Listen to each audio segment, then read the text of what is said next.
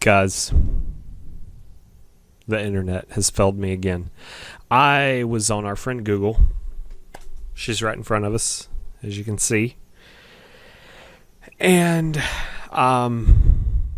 yeah, I decided to branch out a little bit from drewtolbert.com and just get in the world of Google. And I had a thought of something that I knew I would find on Google that was going to be really stupid, really ignorant, if you will. I guess should be the better way to put it. And so I started typing, and I was going to type, is meditation evil? Is what I was going to type. Because I've heard people say that it's evil. It's a way to let spirits into your body that don't need to be there, and all kinds of other stuff. And my whole goal was to demonstrate the practice of meditation that I prefer to do, and hopefully to, empower you, to give you that moment to yourself, take 10 minutes out of your day. But the first result, the first thing, is meditation bad? That just bad? I click on it. Why meditation can be bad for you? Seriously, there is a result for this. This is kind of like, oh my gosh, it's amazing. If you don't do it because of your religion, I'm fine. I get it, okay? Okay, you can believe that taking a deep breath every once in a while cause the devil to get you if you want to. That's fine. But this, seriously, 7 surprising ways meditating could be bad for you. No, I do not want your hot garbage coming up on my screen. Okay, number 1, I'm not going to read this whole thing. It may prompt negative thinking. It may prompt negative thinking. As opposed to just sitting there thinking. The whole purpose of meditation is to clear your mind of thoughts, which is, I will give you, is almost impossible. It is so hard to quit thinking about anything. So hard to just turn it all off. The first person to ever teach me how to do that, I said that. I was like, this is the hardest thing ever to do, to just stop thinking about stuff, to turn your brain off for a minute. And they're like, well, think about only positive thoughts. Once you get that down, once you get the exercise down, the actual doing, then you'll notice you'll stop thinking so much. You just think of whatever makes you the happiest over and over and over and over again. At the time, I was probably like 14 or 15, so it was probably something silly like pizza and ice cream or something. And I mean, how many ways do you have to think about pizza and ice cream? I mean, there's pepperoni pizza, there's chocolate ice cream. You know what I'm saying? You're going to get tired of thinking that, and that's the purpose, is that you get tired of thinking of that, and then your brain starts to wander, and you have to recollect your thoughts and bring it back to nothing, basically. Just, oh yeah, stop. So it's not going to prompt it. You being a negative human being is what's going to prompt you thinking negative. Has nothing to do with the fact that you're breathing. Your sensory perception may change. This one was interesting to me. This is all based on a study at Brown University, and it says that the way that you see, smell, hear, and taste could be altered during meditation. What you taste, really? Are you eating during meditation? Okay, so it says that many of the participants saw visions, hallucinations, illusions, or lights. That has nothing to do with seeing, or rather smelling and tasting. What you hear, I guess it could be. There's an experiment called the Ganzfeld experiment where you basically sit and listen to static and have red light on and stuff taped over your eyes, so you really can't see, and it causes you to hallucinate. It's a very weird experience. So that has nothing to do with meditation. It's the what you're doing. A lot of people like to put headphones on like I have. These are noise canceling headphones, so I could be shouting right now and I don't even know it because I can't really technically hear myself. I hear myself inside myself, as weird as that is to say. So yeah, that could be true. There's also scenarios where you will produce dimethyltryptamine. It's DMT inside your body, especially whenever you stop getting enough oxygen. I've noticed this with Wim Hof breathing, that will cause you to hallucinate if you do it a lot. The issue with DMT is it's metabolized at such a fast pace in your body. Okay, I said the issue. The thing about DMT is it metabolizes so fast in your body that literally death is about the only thing that will cause you to hallucinate constantly. Those people that, are dying and they, start to see crazy stuff that's not there anymore. And people are like, oh my gosh, they're seeing ghosts. No, they're hallucinating.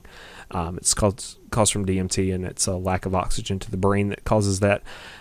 Your lungs secrete it, your liver secretes it, and then obviously the pineal gland in the brain secretes it as well. So that's where that comes from, those hallucinations, and that's pretty well normal, except for the fact that it's very temporary, extremely temporary.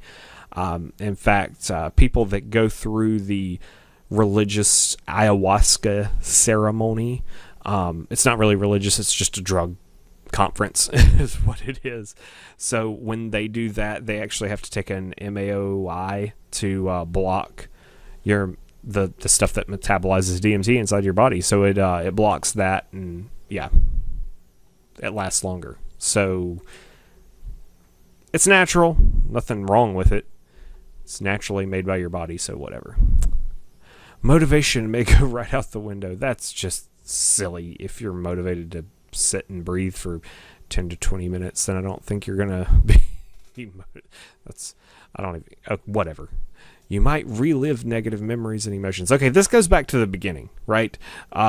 There's so much evidence to say that people that meditate get over that. So it's like, there's 1,000 people that say that it's helped them get past these negative experiences. There's 5 people that say that it, made them relive their negative experiences. It's dependent upon you. I mean, you can't say that it might cause that. It's dependent upon the person. I mean, the flashback, you could have that laying in bed at night. Doesn't mean you shouldn't go to sleep. It just means that, you have some underlying issues. You need Jesus. That's what you need. That's what I'm trying to say. You may experience some physical side effects, such as you're just saying the same thing over and over again. Gastrointestinal problems. Yes. If you're having issues going to the bathroom, meditate and it will help you. That's the most ridiculous thing I've ever heard of in my life. It might damage your sense of self. That's the that's kind of a bit of the purpose, is to peel back yourself and to understand that you're part of a human race and you're not 100% self-absorbed, and it's kind of like any dare I say spiritual practice. I just hit the microphone there, because I don't really think that meditation's spiritual. I just think that it's part of becoming a better person, because you're one with yourself and you're removing yourself, so therefore you're nothing is the entire purpose. So to sit there and say that it might damage your sense of self, yes, it does. It will. I agree with that 100%, I guess, because that's the point, is you aren't one person living in this world with everyone around you, because that is selfish.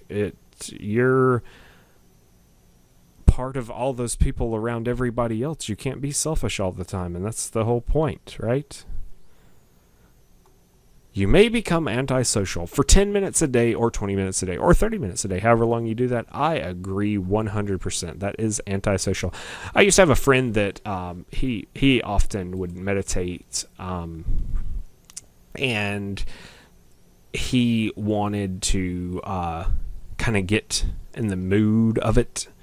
And so he would, like turn the lights down low, maybe it was candlelight, maybe it was some lamplight. I don't really remember. It's not like I was present when he did this. He was just telling me about the process. And so he told me about the